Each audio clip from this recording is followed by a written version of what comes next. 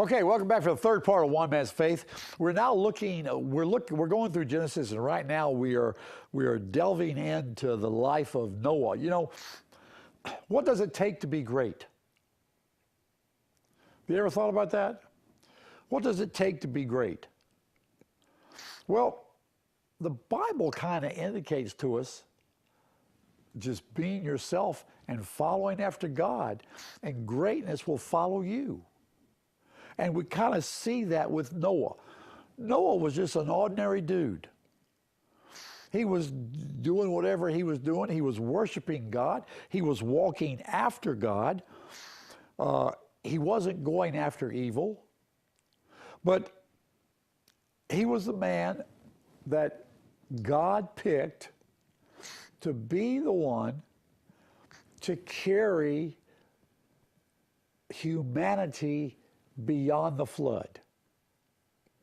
Now, you know, there are some people that don't believe there was ever a flood, that was just a thing, or it was a local flood or whatever. Well,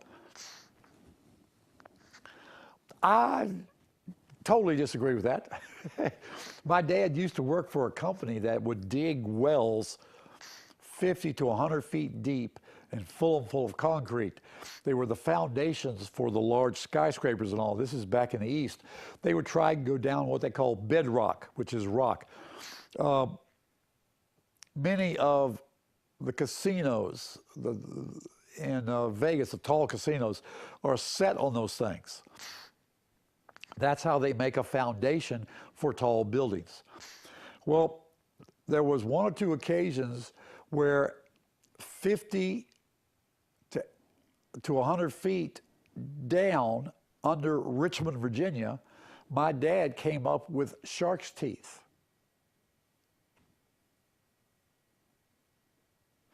You don't get shark's teeth 3 hours, about 150 miles from the ocean, without there being a way for sharks to be there.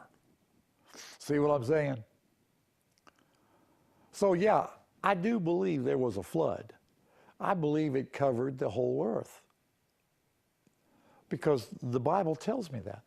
And we have indications of there being crustaceous fossils and things in the desert. Places, you know, where there shouldn't be, because, you know, there was, you know, water wasn't there. But there was one time in which the whole earth was covered. Actually, there was two times. The first was before God separated the land from the water in Genesis 1. It says, and the water, how's it put it? The water covered the earth, and the Spirit, it said it was formless and void, and darkness was over the surface of the deep. And the Spirit of God was moving over the waters. That can mean over the face of the deep. I've always taken that to be water. It's possible it's not. Some try to say that at that point, that was the first flood. They try to indicate that Satan had a kingdom on earth, and he failed miserably, and so God flooded everything out that he had made. And that's how Satan became disillusioned with God. But really, that's hearsay. There is nothing to indicate that. What we know is that the flood in the 600th year of Noah, the Bible says, was there because the sin had grown so bad that God was, in a sense, ashamed of what he had said in chapter 2, this is very good.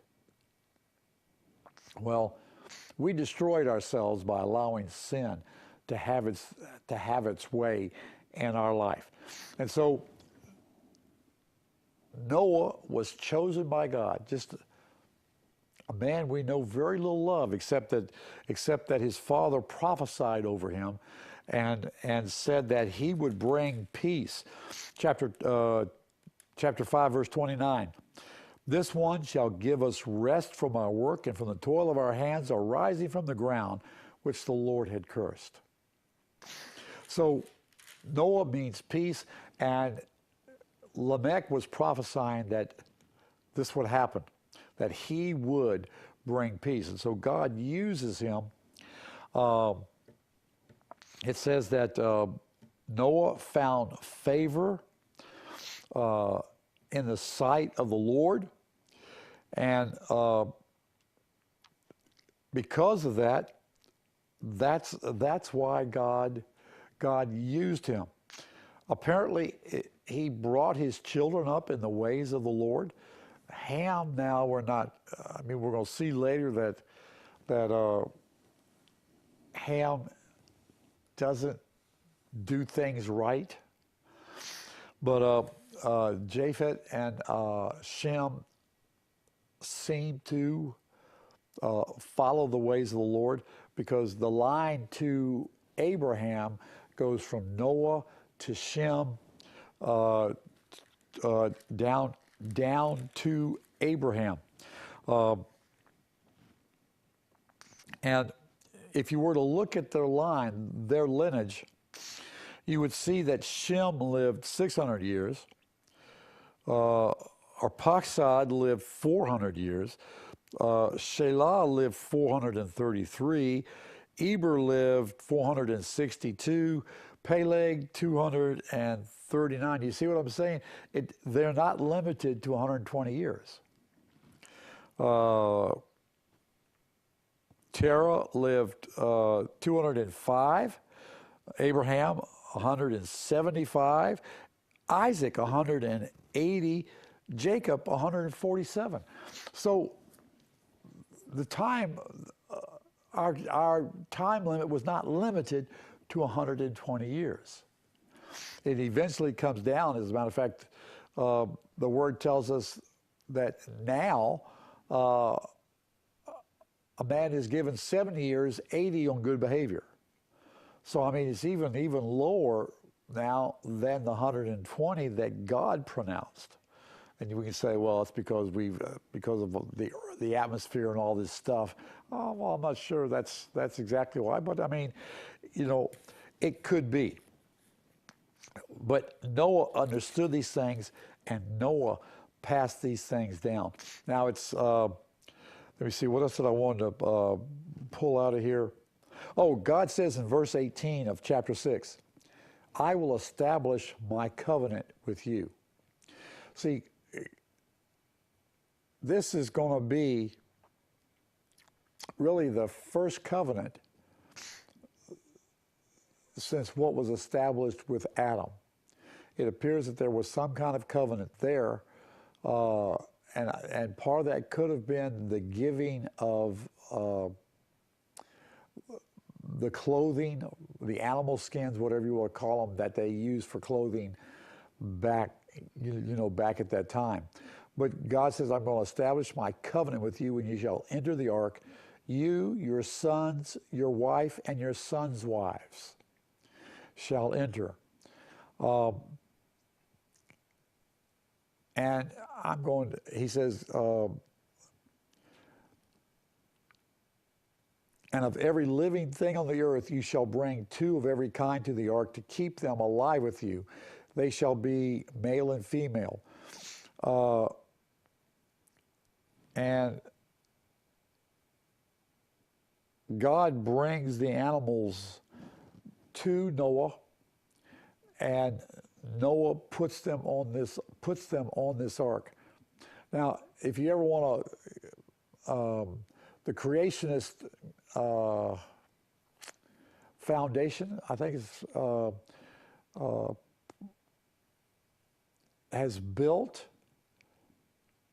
kind of an exact sized replica of the ark in Tennessee. It's a monster. I mean, just to look at how big that thing is 450 feet. As a matter of fact, I think there's from the tip of the bow to the back end is almost 500 and some odd feet. It shows the size of the thing, and yes, you could get a lot of animals on that or in that box. See, ark means box. It really wasn't meant to navigate. It was just meant to float and end up where wherever it would end up. It would and so even the replica in Tennessee, it may not. I mean, that looks like a boat, but God didn't tell him to build a boat. He said, build me an ark, build me a big box so that it could be used for your salvation. Similar to, God said, now you make this ark of acacia wood and cover it with gold, and that's where I will sit on top of. That'll be my presence. The second ark really is the ark that the Israelites had that God told them to make. And in a sense, their salvation flowed through that because they sacrificed every year on that ark for the nation on the Day of Atonement. And it was the ark that God told them to build. And the ark is a box. So it was a box, and within that box they had the 10 Commandments, the manna, and Aaron's rod. Is there a fourth one? 10 Commandments, the manna, and Aaron's rod. Just, I think those were the three elements that were in that. On top was a mercy seat, whatever that looked like. 2 angels stood at each end of it. And this was the salvation for Israel. It flowed through that because that was where God's presence was in the Holy of Holies within the temple. Okay, with that, let's take our last break, and we'll come back and we'll tie this up. And I'll be back in just a few minutes.